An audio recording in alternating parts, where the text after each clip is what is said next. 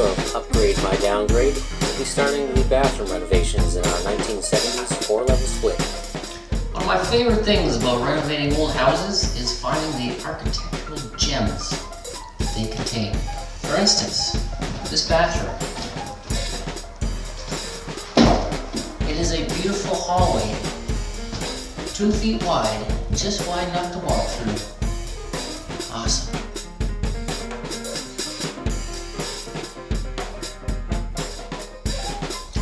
One of my favorite parts about this hallway and bathroom is the flooring. Genuine 1970s carpet, wall to wall, in the bathroom. Nasty.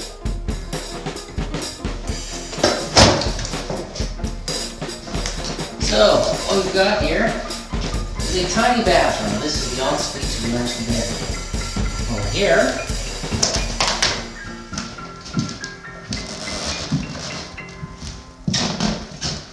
we have another bathroom. They are connected by this wall. I'm going to knock that wall out so I can get 2 normal sized bathrooms. Right here in the hallway, I have a closet, and on the other side of the hallway I have another closet. I don't need 2 hallway closets, so I'm going to tear this down to get more space for the bathrooms. Time to start the demo.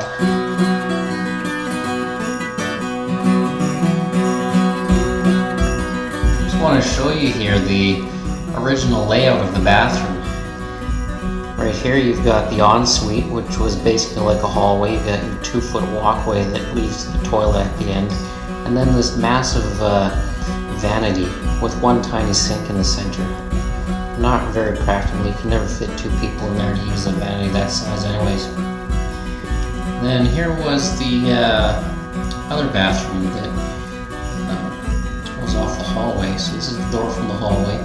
You have this linen closet right here, access to the hallway, and a good sized vanity, a toilet off in the corner, and a bathtub. So what we've done is we've removed this wall from between the 2 bathrooms, and we're going to rearrange everything.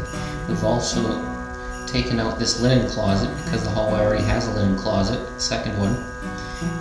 Just to allow for more floor space. And here we have the new layout. So here's the ensuite bathroom. You can see we used to have a wall down here. We've now pushed that wall out to make room for a rather large size shower.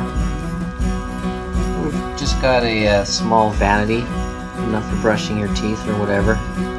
Nothing fancy, not really good enough for 2 people, but you know, we really don't have a lot of room to work with here, and there's no place to expand washrooms anywhere else, so we're making do with what we've got. The toilet will remain where it originally was. Now the common bathroom off the hallway, we've got the bathtub here, bathtub / shower. We've pushed it this way. Remember, there used to be a closet right in this corner, so we've removed that. We've got a smaller vanity than what was originally there in this particular area, so we can make room for a toilet in the alcove, and we are angling the toilet so that we don't have to look at the vanity when we're sitting on it. You know, you don't want to be hitting your knees on that thing, or having it 2 feet in front of your face. I've seen some where they might, you know, face the toilet this way, so you're staring at a wall and you've literally got 6 inches between the front of the toilet and the wall. Really no space. Really poor planning in my opinion. So, hence the angled toilet. So even though this bathroom is quite disgusting and more or less unusable due to the size, it does have these beautiful original cabinets. Plywood construction. Looks like some sort of elm veneer. So I'm going to refinish these and use them in my kitchen renovations later on, because they do match all the cabinets throughout this house. And a few treasures in this place. We also have beautiful mahogany doors all throughout this house. So These will stay. They also match the solid mahogany trimming throughout the house. All the baseboards and door casements is all mahogany. So we will keep those. I don't even have to refinish this. This is in perfect condition. All the mahogany in this house is. So to get these cabinets out of here, I'm gonna first uncouple the plumbing for this sink.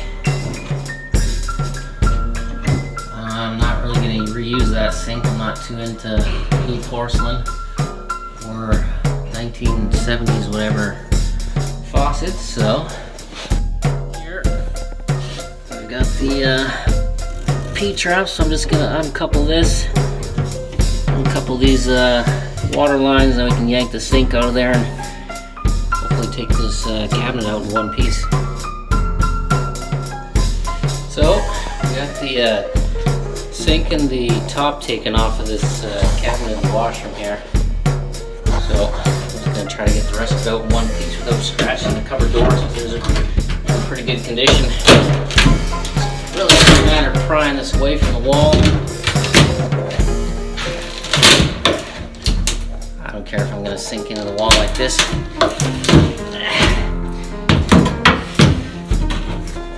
Demolition is all about applying the right force to get the results you want. But apply that force with finesse so you don't destroy these nice cabinets. This camera down so I can use two hands. Now that we've removed the toilet, we can see it's completely decomposed. You can see the subfloor is all swelled and cracked, and it looks like only about half the wax seal is still there, the yellow portion. The other is just dried up and rotten. I don't know. It's missing. So I'm not sure how long this has been like that, but it just shows the importance of regularly maintaining your house. Even if it appears that there's nothing wrong, don't wait until something actually happens. Periodically replace things like your toilet seals. Now you can see above me I've got the ceiling in place. Hot light holes right there. Screws every 6 inches or so. I'm just working on the back wall panel here. This board right here, that supports the back of the bathtub. Right here, I got a 1.5 inch wide piece of 2x4 that I've got wedged in between the bathtub support board and the cement panel. Now, this gap in here, that's important because that's where the back lip of the bathtub goes. So, bathtub fits flush up against the studs. Backer board sits up above it. And then our tiles go on top of the backer board and out over top the front of the bathtub's back lip. So here's the bathtub. Pretty easy to go in, they just slide into place. So all we're gonna do is put the back edge here onto that board over there. That keeps the back stable. As you can see, actually hollow underneath. You got the support on the front there, but the back is just empty. So that back edge there just sits on the back board.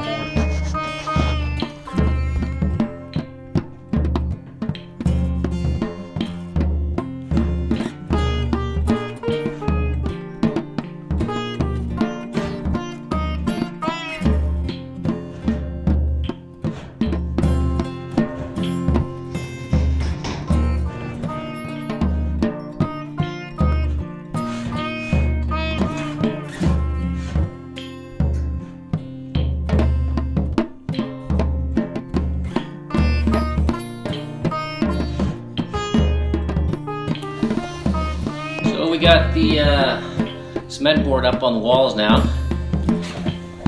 You can see over here why we put the cement board on after the tub's in place.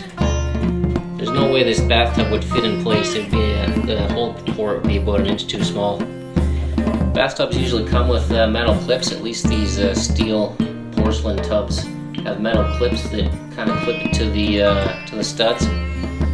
But I don't like those because they actually rust after a while. So we're just having straight cement board and using cement board to lock the tub in place. So now the drywall's all up, we can get onto the taping. Using the fiberglass mesh tape, it's pretty easy to use. Not so messy as the paper stuff.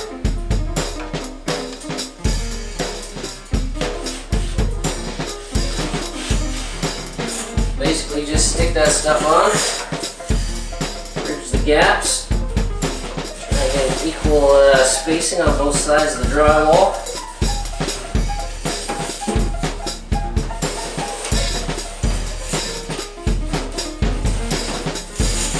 Nice thing about the fiberglass mesh is you can put it all up and then do all your mudding one step afterwards. Rather than having to mud each individual line.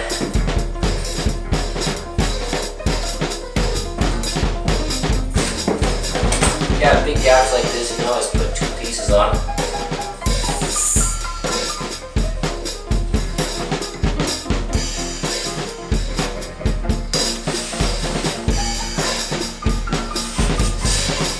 You can also get pre-made inside corners.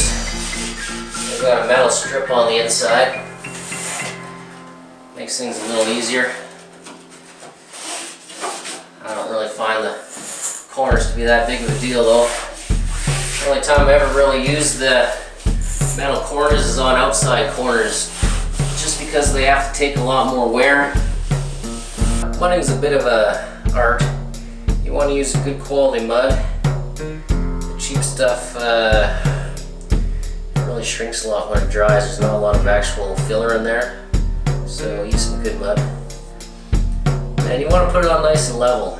You don't want big humps and chunks and all that, because you'll be doing more sanding than you care for. So put it on as smooth and level as possible, and then you can minimize your sanding. So you just kind of work it into the gaps here. Work out any chunks and lumps.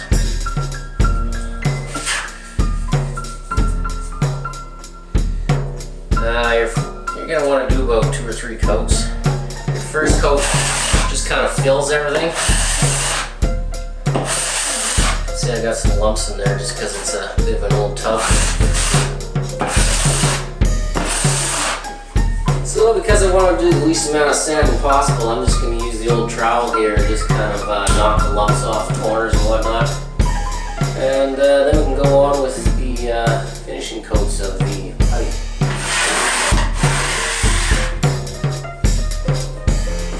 So before I was running along the seams of the joints with my plastering here. Today I will be running crosswise. It just kind of blends, kind of feathers over the joint. It'll be a little thicker in the center and right against the drywall on either side.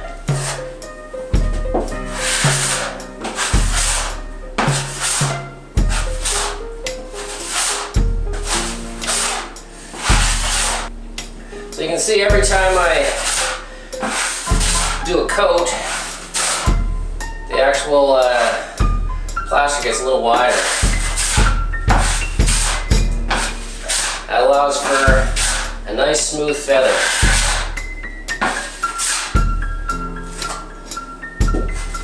I want to get the bubbles out. Make sure the tape's covered.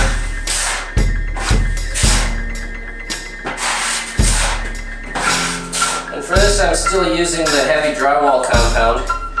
I won't switch to the finishing compound until my third coat.